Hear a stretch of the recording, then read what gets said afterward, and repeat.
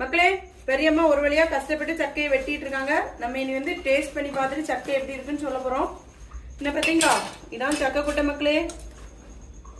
இந்த கொட்டையெல்லாம் தூர போட்டுறாதீங்க, அவ்வளவு டேஸ்டா இருக்கும். மக்களே, சக்கை எப்படி இது மேல உள்ளது லைட்டா வெட்டி எடுத்துட்டு அப்புறமா இந்த பேப்பரை வச்சு தடவிட்டு இப்படி விரிக்கணும். விரிச்சோன்னா அழகா சோளம் வந்துடும். சூப்பரான சக்கையா இருக்கு மக்களே.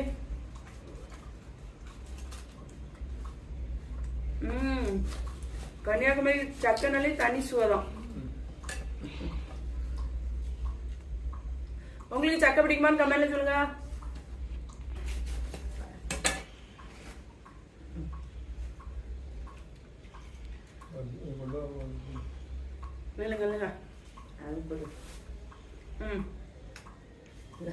மக்களே, நான் மட்டும் சக்கை சாப்பிட்டு இருக்கேனா, எங்க மாமா அங்க இருந்து பாத்துட்டே இருக்காத.